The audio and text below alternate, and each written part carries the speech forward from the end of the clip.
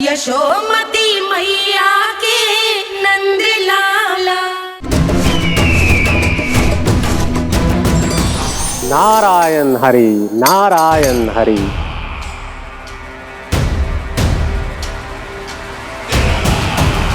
प्रणाम देवर्षि।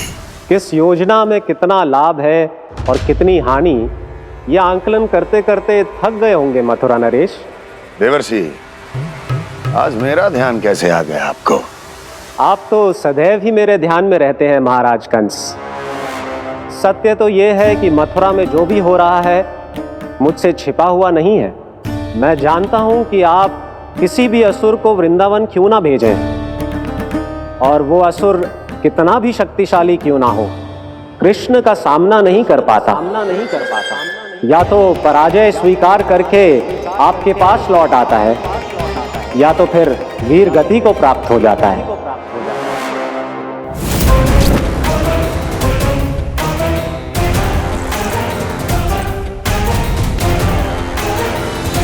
वाह, मुझे मेरी असफलताएं स्मरण कराने आए हैं, मेरे घाव को खुरेदने आए हैं, उन पे नमक छिड़कने आए हैं।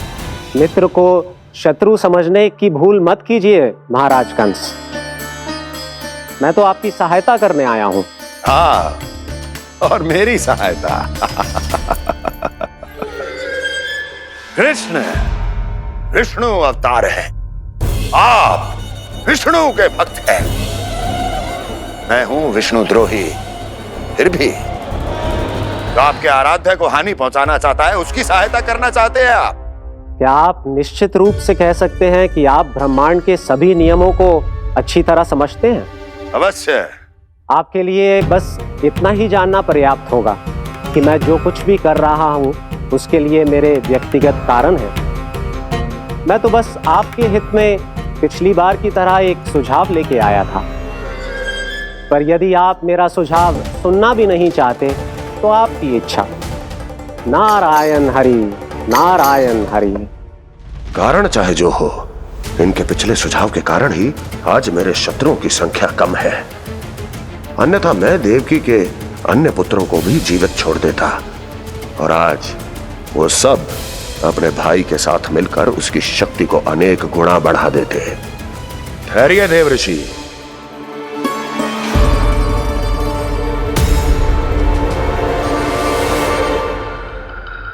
बताइए क्या सुझाव है आपके पास? मेरे सुझाव का नाम है कालिया नाग।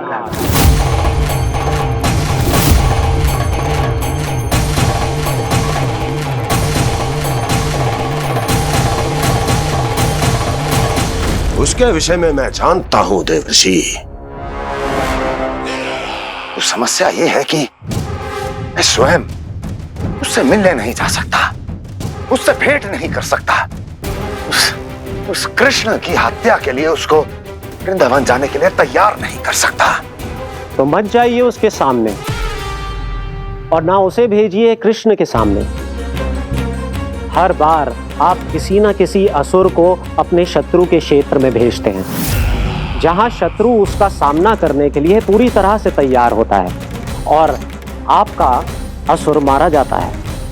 इस बार शत्रु को युद्ध स्थल चुनने का अवसर मत दीजिए महाराज।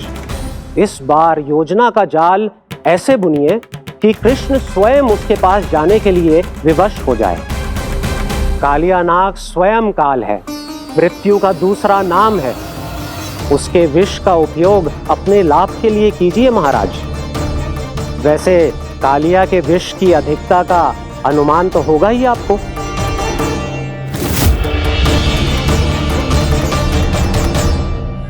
एक बार जो उसके क्षेत्र में पहुंच गया, फिर उसके विष से बचना असंभव है। उचित सुझाव है देवर्षि, उचित सुझाव है। देवर्षि, उस छलिया विष्णु की भक्ति करते करते आप भी उसके रंग ढंग सीख गए हैं। उचित है, उचित है।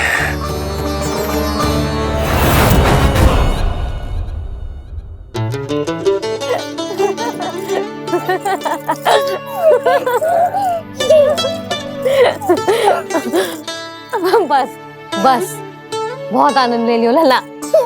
बस अब दूध पी ले। ठहर ठहर, गर्म है। जी ले पी।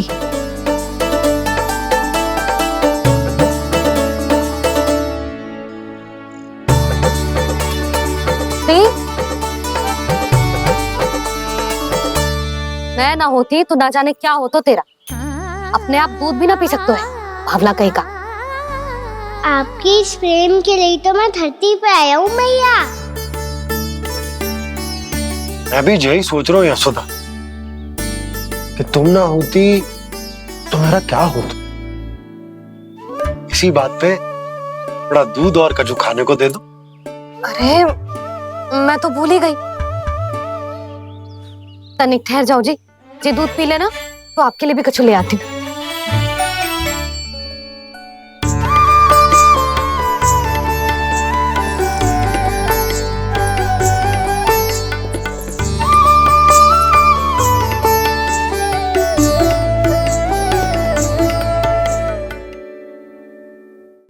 प्रणाम महाराज। आपकी आज्ञा के अनुसार बिल्कुल वैसा ही पत्र तैयार किया है जैसा आप चाहते थे।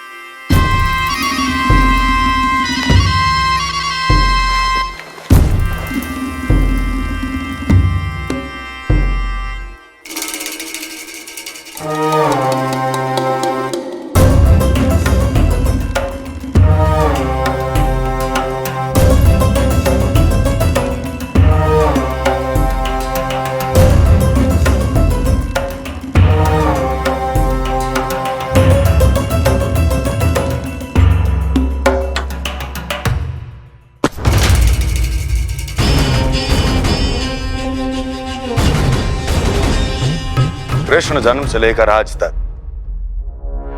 ये मेरी सबसे महत्वपूर्ण योजना है।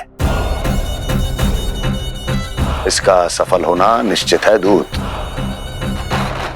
किंतु केवल वही करना जैसा मैंने कहा है। जाओ।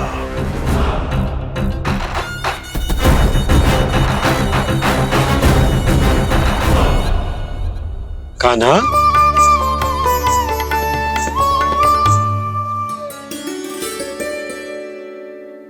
क्या होगा? बाबा मैं चाहता हूँ कि मैया की ममता क्रिस्टल फ्रेम की वर्षा मुझ पे सरतेव ऐसे होते रहे। वो तो होती रहेगी लल्ला। अपने लल्ला के लिए किसी मैया का प्रेम कभी कम हो सकता है भला? नंदराज, वो मथुरा से एक दूत आयो है महाराज कंस का राजपत्र लेके।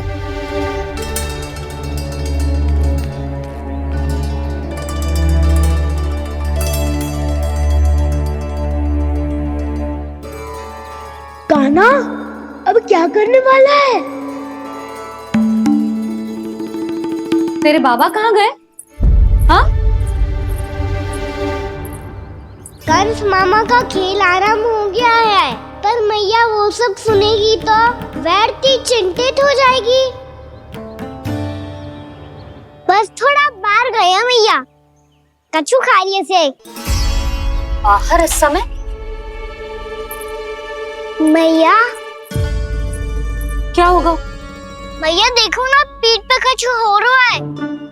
मेरा हाथ ना पकड़ो, आप करो ना। यहाँ? क्षमा करना मैया, पर अभी बाबा को ही संभालने दो ये सब। कहिए, क्या संदेश लाए हैं आप? नहीं नंदराज नहीं। महाराज कंस का आदेश है कि यह संदेश सभी गांव वालों के साथ ही पढ़ा जाए। ठीक है, मैं गांव वालों के सामने पढ़ दूंगा, पर मुझे तो दीजिए पढ़ने के लिए। महाराज की आज्ञा का पालन करना आपके लिए भी आवश्यक है नंदराज। सभी गांव वासियों की सभा बुलाइए। बंसी, सभी गांव वालों की सभा बुलाओ। राजपत्र में ऐसा क्या संदेश भेजो है कंस ने? अब मेरे पत्र को पढ़कर सब भौचक्के रह जाएंगे। और वो कृष्ण, उस कृष्ण के पांव के नीचे से तो भूमि खिसक जाएगी, आकाश फट पड़ेगा, बिजलियां गिर जाएंगी। प्राप्ति, ओ प्राप्ति, कंस का पुत्र स्वयं को बहुत अधिक शक्तिशाली समझता है ना वो। अब देखता हूं कैसे वो इस महासंकट का सामना करता है। वो कृष्ण, वो अपनी मृत्यु स्वयं चुनेगा या मृत्यु की वेदी पर चढ़ा देगा प्रिय वृंदावन वासियों को।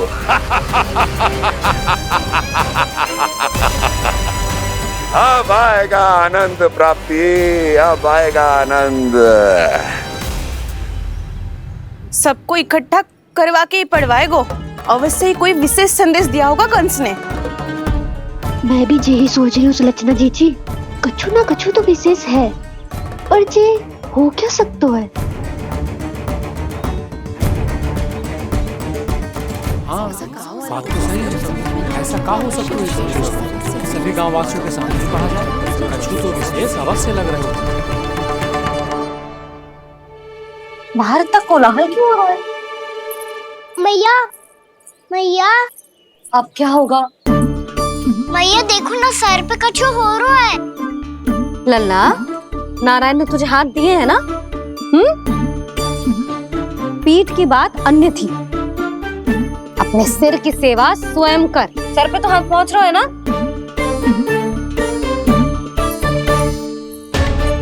मैया सुनो ना, मैया देखो ना, तीव्र कर कछु हो रहा है। मैया देखो ना, तीव्र कछु हो रहा है।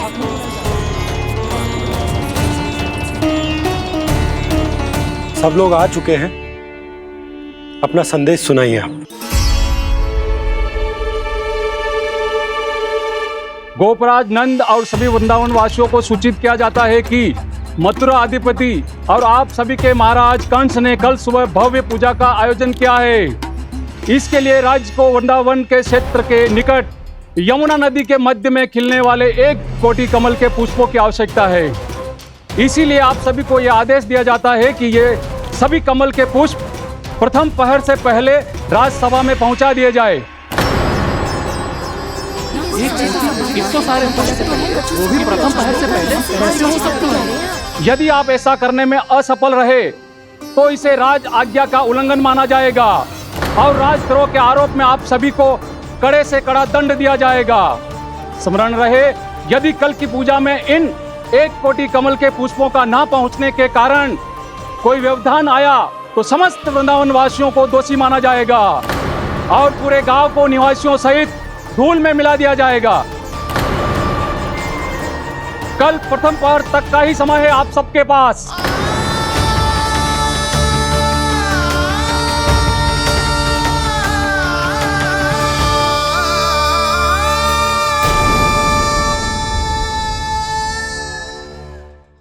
एक कोटि कमल पुष्प, वो भी कल प्रथम प्रहर में?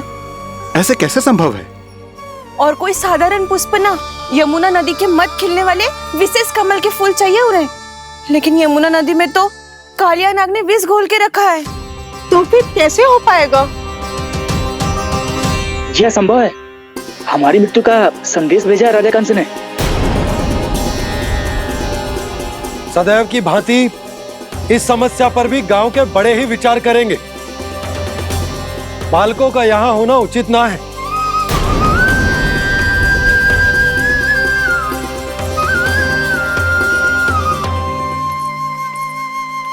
लल्ला, ले जगेंद ले, जा अपने सखाओं के साथ खेल। सुबह उज्जवल, मधुमंगल वसंता, देखो मैया ने क्या दिया है। चलो खेले, बहुत आनंद आएगा आज।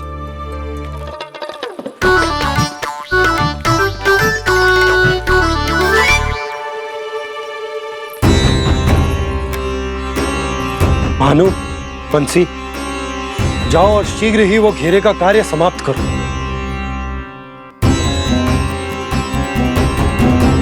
पर कछु ना कछु तो करना पड़ेगा ना। पर हम कर ही क्या सकते हैं? पुष्प लाने को और कोई उपाय है भी तो ना। मैं चला जाऊंगा जमुना जी में। वैसे भी मेरे जीवन के कितने दिन शेष बचे हैं। गांव के लिए, समाज के लिए कुछ करके मरूं, तभी तो शांति मिलेगी। ना काका, यदि आप उस विषैले जल में छलांग लगा भी दोगे, किंतु 1 कोटि कमल पुष्प एकत्रित कर पाना आपके लिए संभव ना है। इससे अच्छा है कि मैं चला जाऊं। यदि मैं मर भी गया तो मेरे पीछे रोने वाला कोई ना है। किसी को कहीं जाने की आवश्यकता ना है। गोप नरेश होने के नाते ये मेरा कर्तव्य है कि मैं आप सबकी रक्षा करूं। नंदराज, आपको जाना है तो जाओ। हरिया, काका, भैया सब चले जाओ। लेकिन आपको पता है वहाँ का जल कितना विषैला है। आप लोग एक क्षण भी जीवित नहीं रह पाओगे। फिर कैसे इकट्ठा करेंगे 1 कोटि कमल पुष्प? आप बात तो सही कह रही हैं शांति। उस दुष्ट कंस ने ऐसी मांग रख के हम सबको फंसा दिया। हम में से कोई भी क्यों ना चला जाए और इस संकट का समाधान ना निकले को। कान्हा, बताना कौन सा खेल खेलें? गेंद पकड़ खेलते हैं। पर एक बात सुन लो सब, कोई भी तीव्र गति से ना फेंके हो गेंद को। मैया ने फ्रेम बनाई है मेरे लिए। सब तैयार हो? हाँ।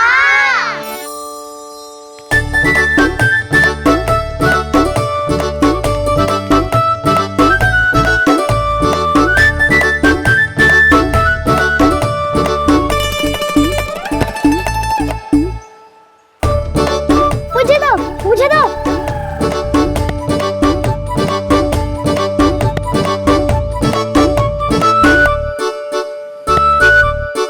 मुझे दो, मुझे दो।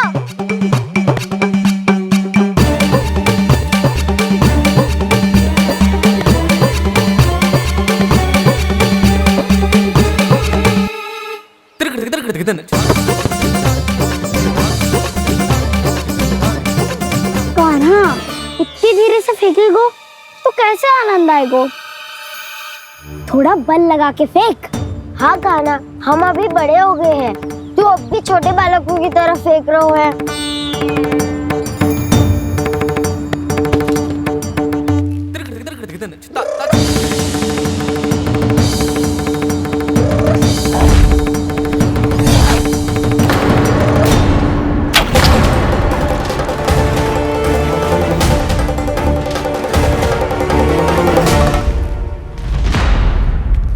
दीदी जी क्या करो कान्हा? गेंद तो डूब गई।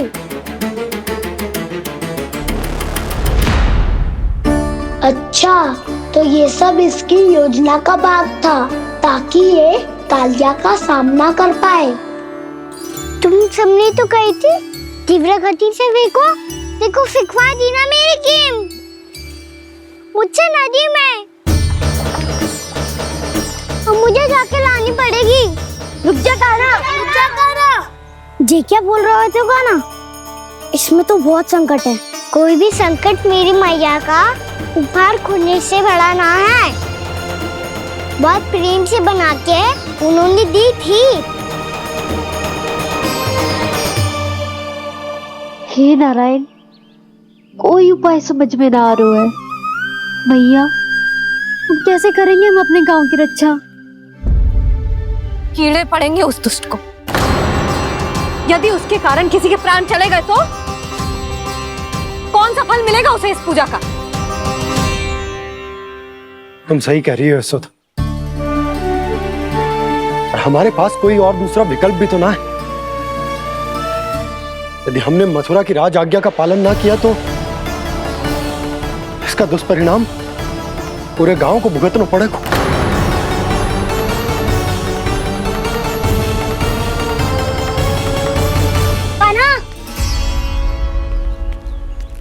पता है कि तो भगवान है, दिव्य है, बहुत शक्ति है तुझमें। पर फिर भी हम तुझे विषैले जल में ना जाने दे सकते। कुछ होगा तो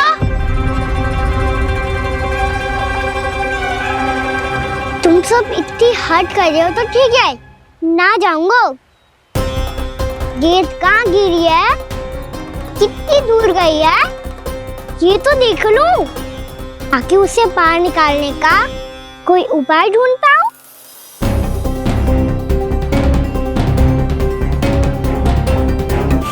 हाँ।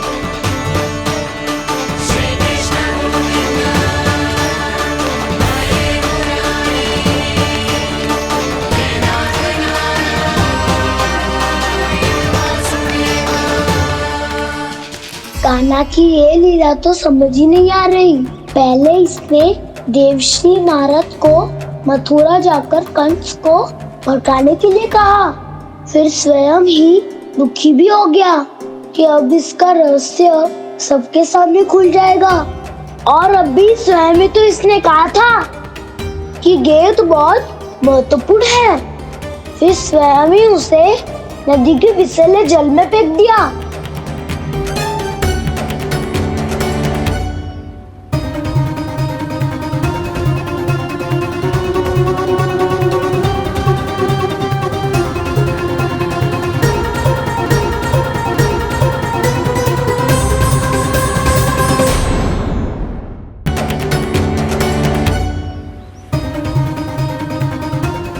कान्हा, तू ऊपर क्यों चढ़ रहा है?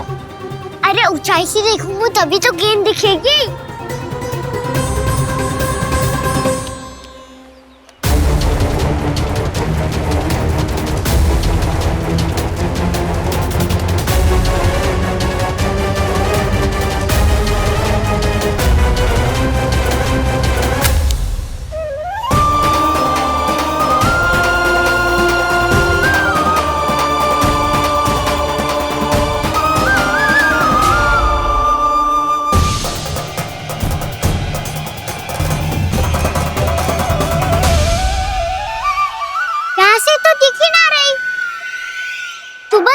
से फेंकी थी ना? ना, वहाँ से फेंकी थी। कहाँ से? नहीं ना, वहाँ से। समझ ना आ रहा, ठीक बताना कहाँ से फेंकी थी?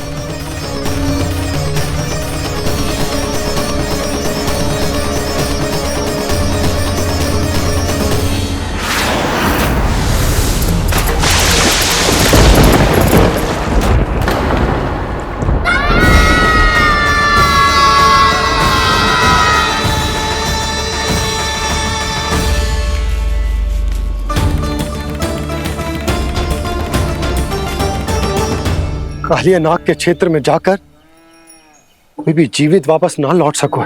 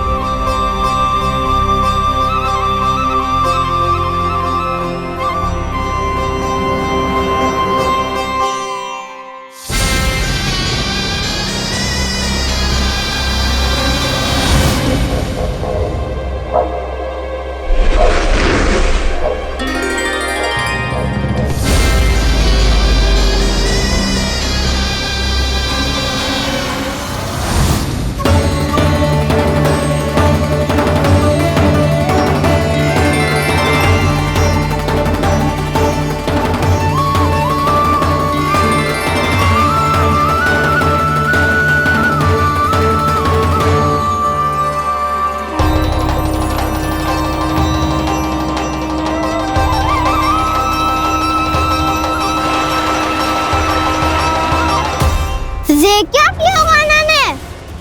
कालिया नाग तो उसे देखते ही निकल जाएगा।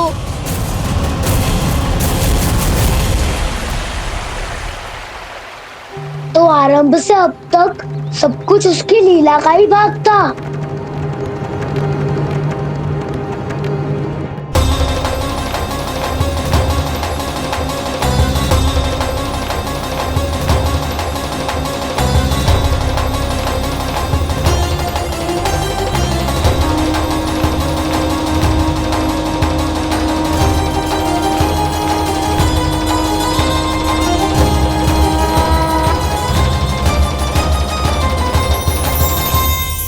इतना सुंदर रूप, मन मोहने वाली मुस्कान, अद्भुत तेज, और भगवान जैसी दिव्यता।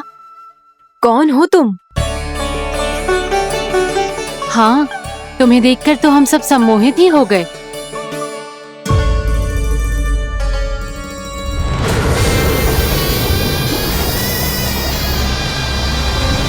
तुम जो भी हो बालक, वापस लौट जाओ।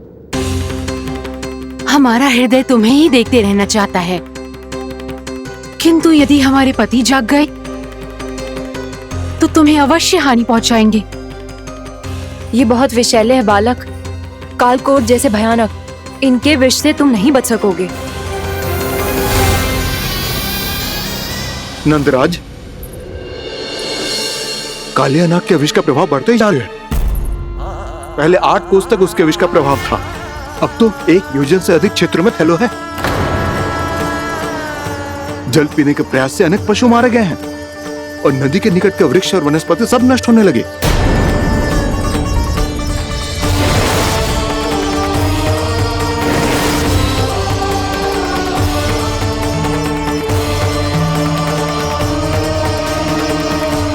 इनके विष की तीव्रता इतनी अधिक है बालक कि इनके संपर्क में आने वाले को तड़पने का भी अवसर नहीं मिलता। इनके विष की अग्नि क्षण भर से भी कम समय में प्राणवायु को जलाकर राख कर देती है।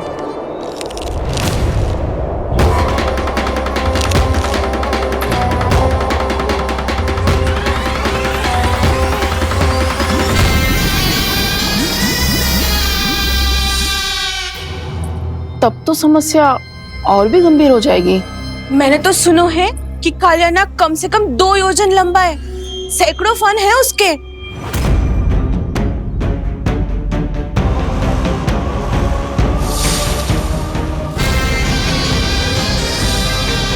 इसका अर्थ तो ये है कि हम दोनों ओर से फंस गए। एक और कंस को 1 कोटि कमल पुष्प देने जो कि कालिया नाग के क्षेत्र में पड़ते हैं, और दूसरी ओर उस कालिया नाग का विष यमुना जी के क्षेत्र में बढ़ता ही जा रहा। इसके कारण हम ही नहीं, निर्दोष पशु पक्षी भी संकट में। इन दोनों समस्याओं का एक ही समाधान है, उस कालिया नाग का सामना करना। और ये ना समझ आ रहा कि हम ये करेंगे कैसे, क्योंकि ये बात साधारण मनुष्य के बस की ना है। हमारे लिए ये असंभव है।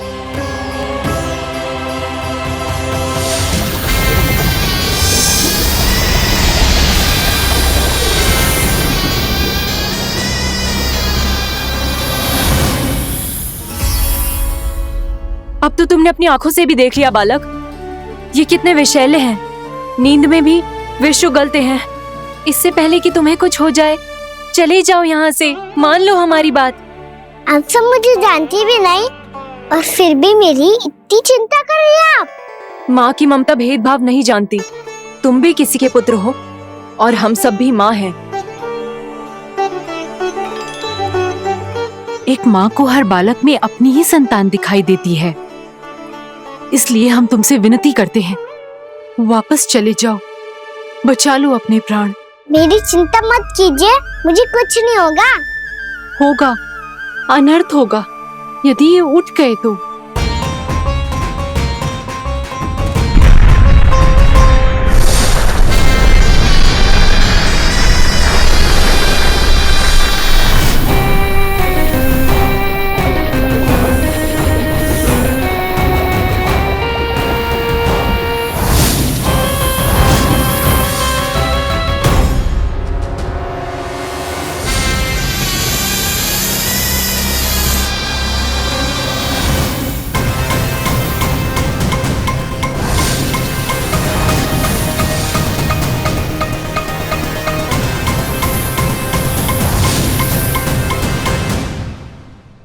सामने होते हुए भी अपने इश्क को केवल वही देख सकता है जो अपना अभिमान त्याग चुका हो।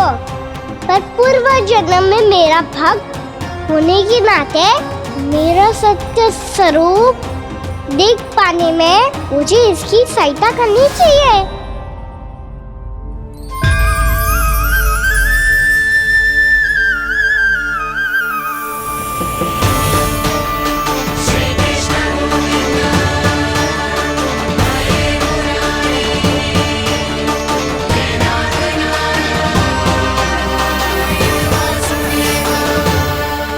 देखो हमारा छोटा सा कान्हा कैसे डट के खड़ा हुआ है, इतने विशालकाय, इतने महाभयंकर सबके सामने।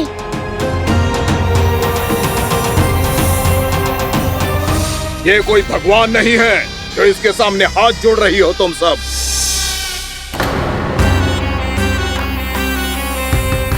एक सामान्य साधारण बालक है ये, जो ये तक नहीं जानता कि इसके सामने है इसका काल, कालिया।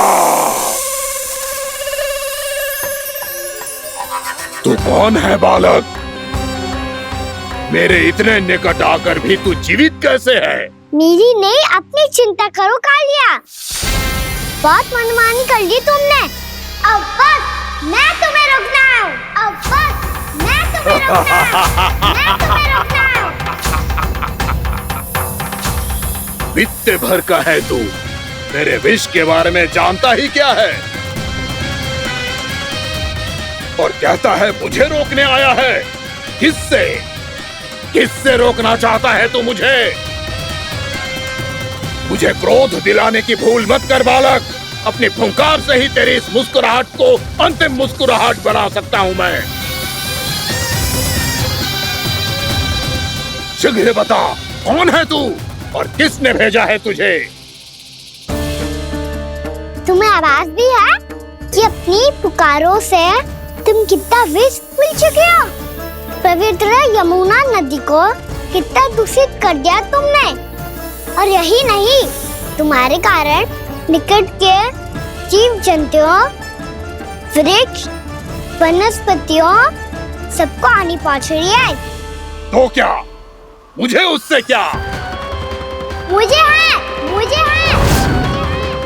आपत्ति है मुझे तुम्हारे इस व्यवहार से, और इसीलिए तुम्हें यहाँ से जाना होगा, यहाँ से जाना होगा।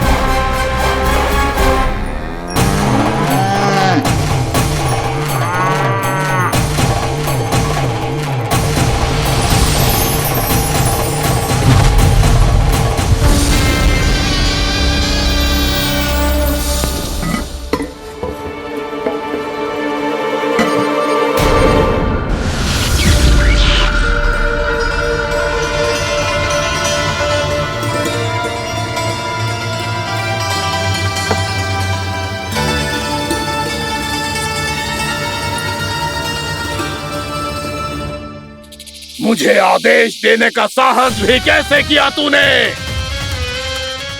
इस क्षेत्र को मैंने अपना राज्य बनाया है, मेरा परिवार रहता है यहाँ, और तू मुझे यहाँ से जाने के लिए कह रहा है? हाँ, क्योंकि तुम्हारे यहाँ रहने के कारण अन्य जीवों को हानि हो रही है, और मैं ऐसा नहीं होने दे सकता। मैं तो बस वही कर रहा हूँ जो एक सर्प का स्वभाव है। विष फैलाना स्वाभाविक है मेरे लिए, इसलिए मुझे चुनौती मत दे बालक। चुनौती तो मैं दे चुका हूँ कालिया। अब तो बस तुम्हें स्वीकार करनी है।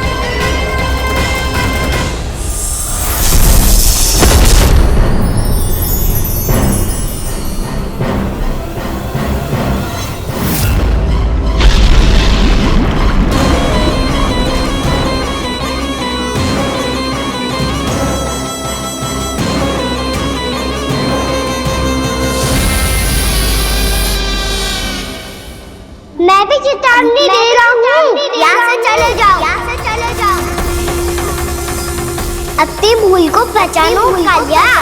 तुम जो कर रहे हो अनुचित है।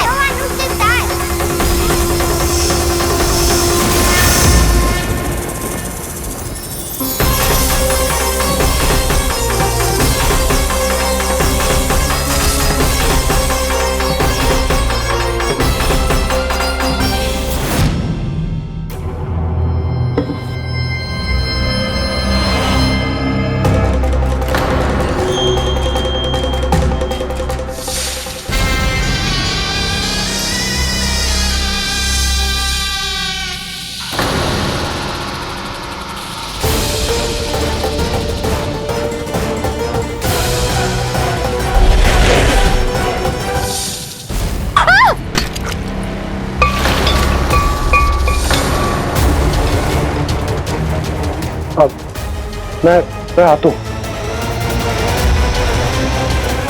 क्या हो गया सुधा? मुझे आवाज हो रहा है जी, कछु ना कछु गड़बड़ है। यशोदा, जो समस्या हमारे सामने है, हम सभी उसका समाधान खोजने में जुटे। तुम विश्वास करो, मैं कोई ना कोई समाधान अवश्य ढूंढ लूंगा। हम कैसे भी करके वो कमल के पुष्प उस कंस तक पहुंचा देंगे। नाना, समस्या उससे कहीं अधिक है, उससे कहीं अधिक बड़ी, उससे कहीं अधिक भयानक है।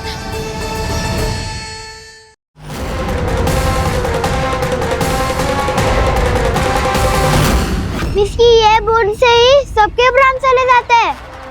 इसने तो विस्की धारियां फेंकी है खाना पे। कान्हा कैसे बच्चे को अधिक विष से? इसका विष तो क्या, ये सर स्वयं भी छू तक नहीं पाएगा हमारे कान्हा को।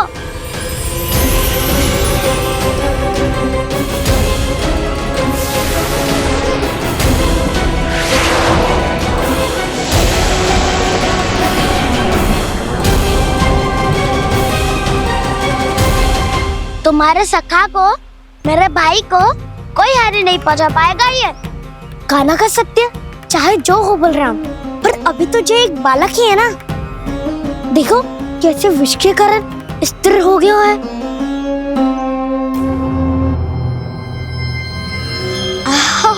हाँ, सर्फ ने कितनी आसानी से अपनी पूंछ से बांध लिया है। मुझे यहाँ से भगाना चाहता था ना तू?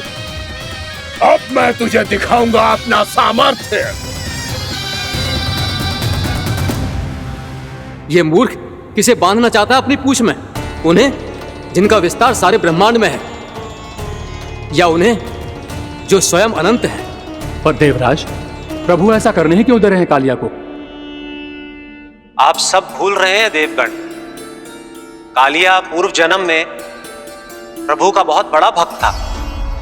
उसी भक्ति का फल मिल रहा है अब इसे। वैसे भी भक्तों के मन का भाव सबल हो तो भगवान तो सहज ही बंध जाते हैं।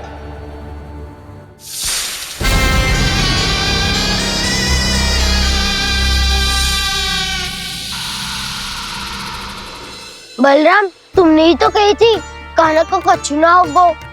देखो दुष्ट ने चारों ओर से जकड़ लियो है।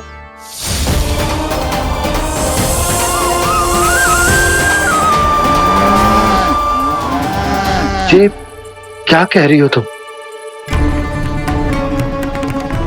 सुधा जी, क्या हुआ? घबरा क्यों रही हो आप? सुलक्षणा, मुझे आभास हो रहा है कुछ बहुत बड़ी अनहोनी हो गई है। नंदराज, नंदराज, नंदराज!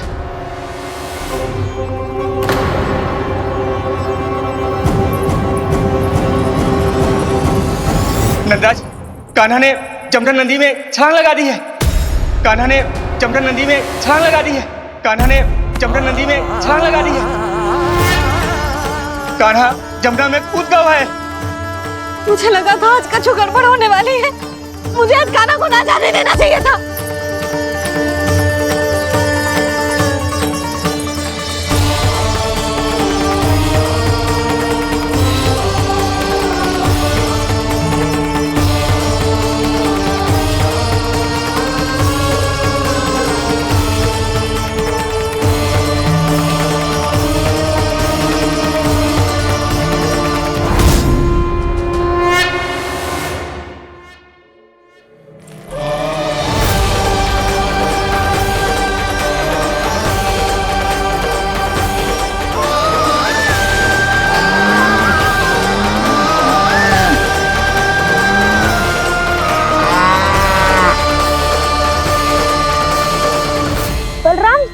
करो ना।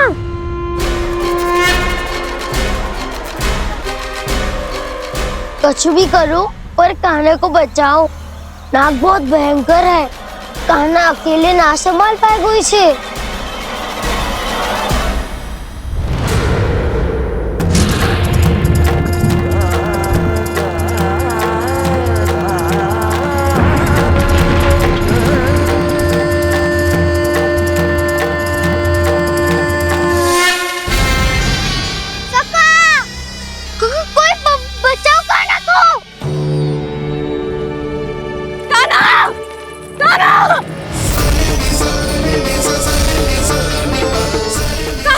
यशोदा, यशोदा रुको।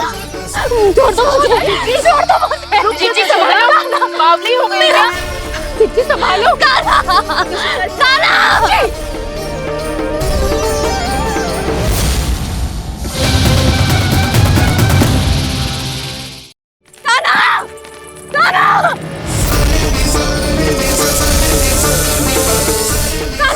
यशोदा, यशोदा रुको। छोड़ दो मुझे, छोड़ दो मुझे। जीजी संभालो, बावली हो गई है। जीजी संभालो। कान्हा, कान्हा। देखो अब कैसे तुम्हारे अस्थियों को तोड़कर छोटे छोटे टुकड़ों में बदल दूंगा मैं।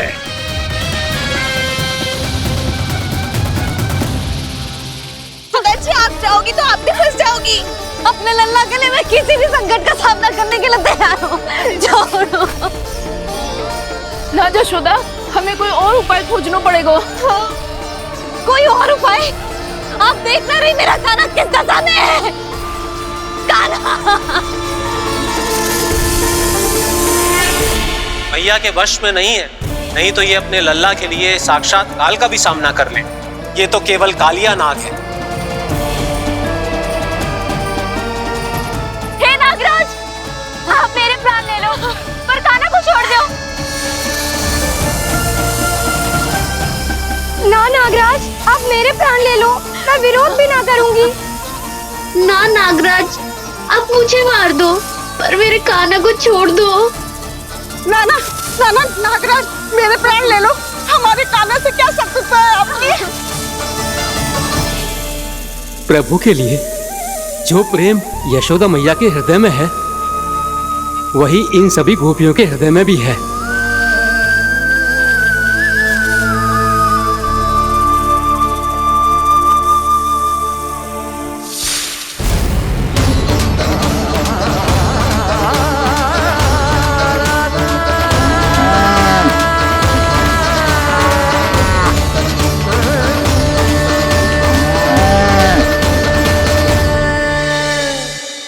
यशोदा, यशोदा,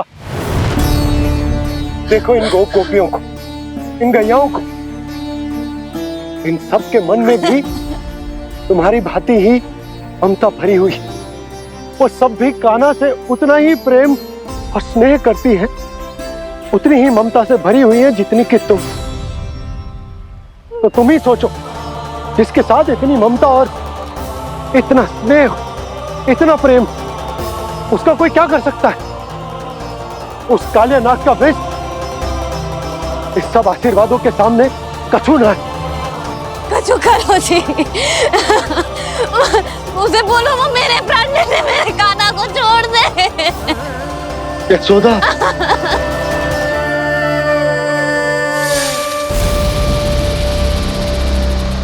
केवल इन्हीं में नहीं देवराज, नाग पत्नियों के हृदय में भी ममता का वही प्रेम उमड़ रहा है। देखिए। मैं आपके हाथ जोड़ती हूँ स्वामी, इस बालक को छोड़ दीजिए। ये अवश्य ही कोई दिव्य आत्मा है स्वामी। हम आपसे विनती करते हैं स्वामी, इस नन्हे बालक को हानि मत पहुंचाइए स्वामी। मेरी पत्नियां मेरे ही शत्रु के लिए विनती कर रही हैं। अब यदि इसके पक्ष में एक शब्द भी कहा तुम सबने, तो मैं इस बालक से पहले तुम सबके प्राण ले लूंगा। हो रहा प्रसन्न नाग कालिया, विजय को निश्चित जान। रोते बिलखते व्याकुल सब, संकट में देख कान्हा के प्राण।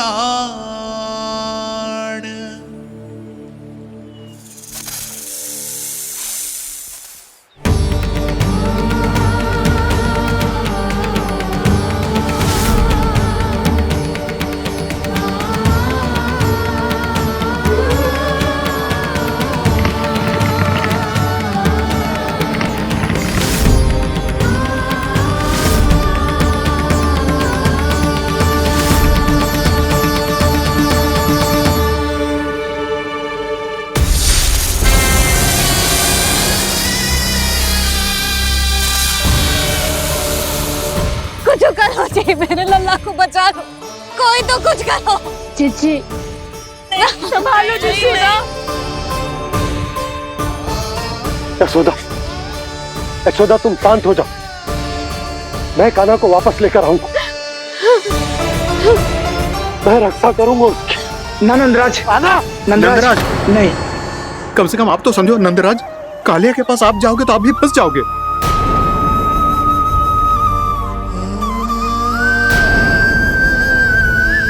बलराम, तेरा भाई इतनी भीषण संकट में है और तुझे जरा भी दुख ना हो रहा? क्या आप सब अब तक नहीं समझ पाए कि कान्हा सच में कौन है?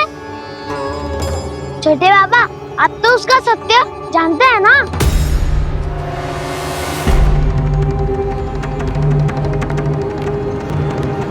मानता हूँ कि आप सब कान्हा के रहस्य के बारे में नहीं जानते, पर क्या उसके जन्म से आज तक घटी एक से बढ़कर एक विचित्र घटनाओं को भी भूल गए हैं आप सब? भूल गए हैं कि कैसी पूतना जैसी राक्षसी उसका कुछ बिगाड़ नहीं पाई, कैसे तरनावती जैसा भयानक राक्षस उसे एक खरोच भी नहीं दे पाया था।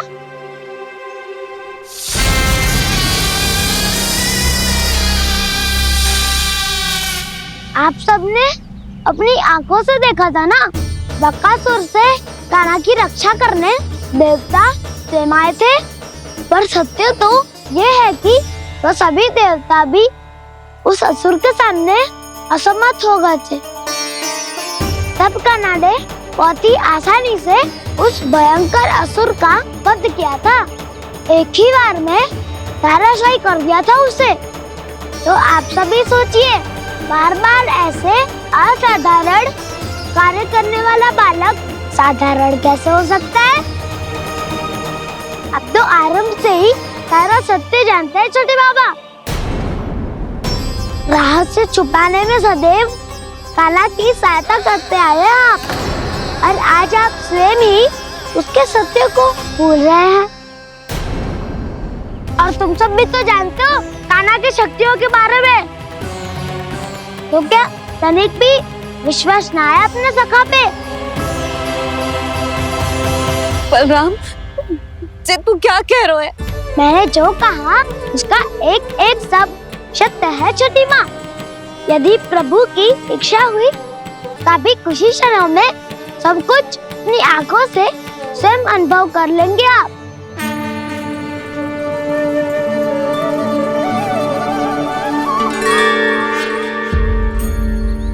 शांताकारं भुजगशयनं पद्मनाभं सुरेशं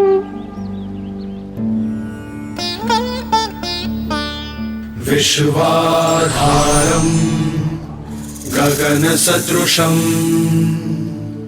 मेघवर्णं शुभांगं लक्ष्मीकान्तं कमलनयनं योगी वीरध्यानगम्यम्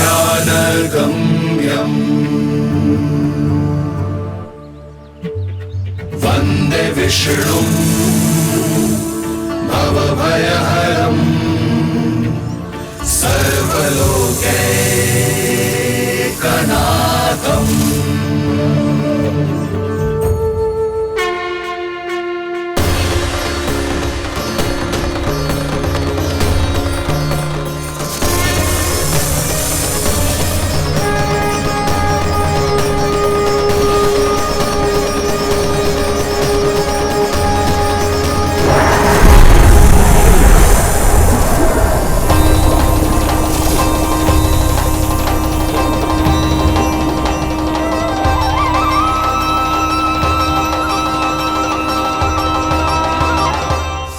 तुझे क्या लगता है बालक कि तू मेरी जकड़ से निकल गया तो अब बच जाएगा तू?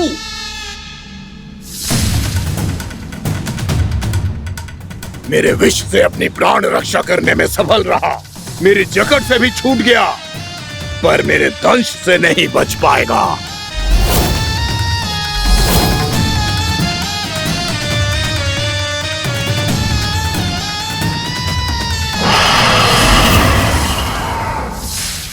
अब भय से भाग रहा है, पर मैं तुझे मृत्यु देकर रहूंगा।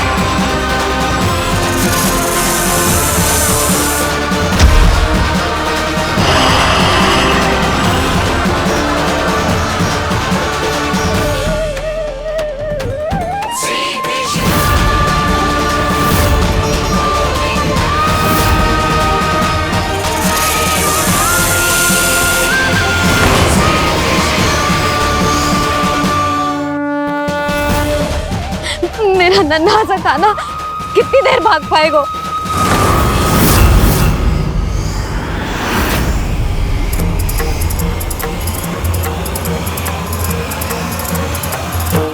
और कितनी प्रतीक्षा करोगे मेरी भक्त कालिया? भक्त नहीं, काल हूं मैं तेरा। जब अहंकार का मुकुट बुद्धि को ढक लेता है तो भक्त अपने भगवान को भी नहीं पहचान पाता। व्यर्थ की पहेली में मत उलझा बालक, ना मैं भक्त हूँ और ना तू भगवान।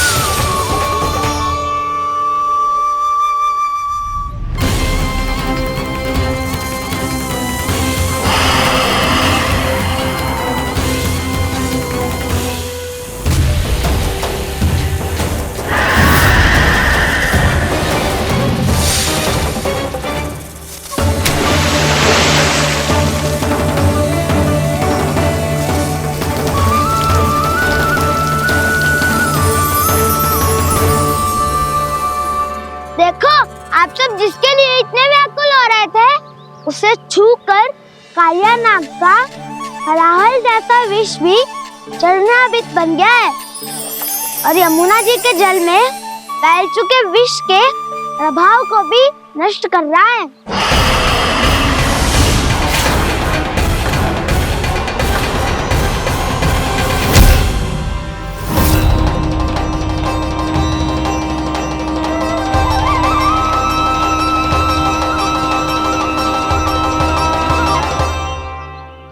धर्म रक्षक अधर्म विनाशक प्रभु श्री कृष्ण का कौशल सचमुच अद्वितीय है। नारायण नारायण।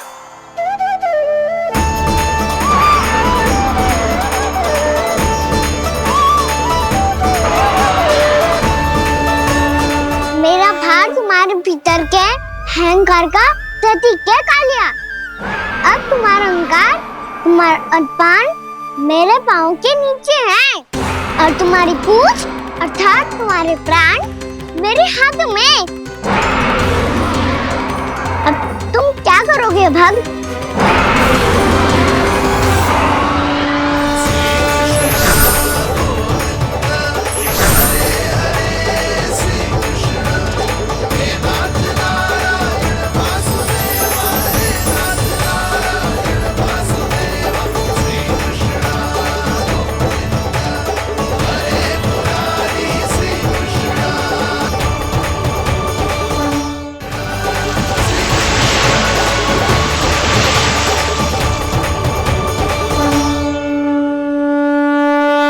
प्रभु, भले ये आपको पहचानने में असमर्थ हो, पर हम सब ने आपको पहचान लिया है।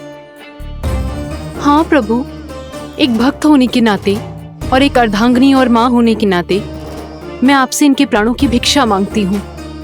अपनी कृपा दिखाइए और इन्हें क्षमा कर दीजिए। आपके लिए मित्र और शत्रु में कोई अंतर नहीं प्रभु, उसी तरह आपकी कृपा और दंड में भी कोई अंतर नहीं। दोनों दया ही तो हैं, अकारण ही किसी को प्राप्त नहीं होती।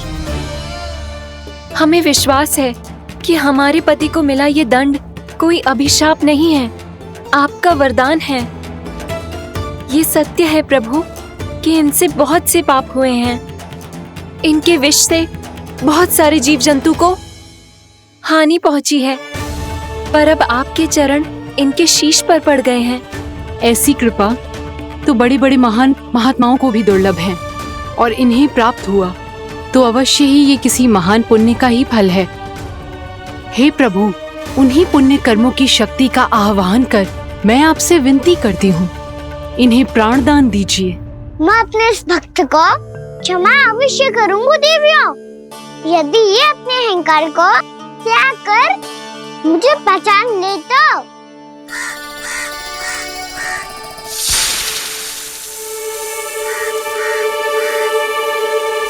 मैं तुम्हें श्राप देता हूँ, जितनी विषैली तुम्हारी जिह्वा है उतने ही विषैले सर्प बन जाओ तुम।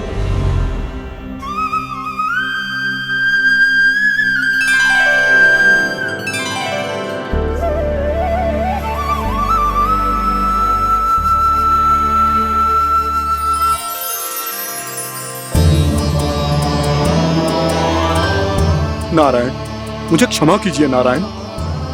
मैं तो आपका परम भक्त था, किंतु मैं आपको पहचान नहीं सका।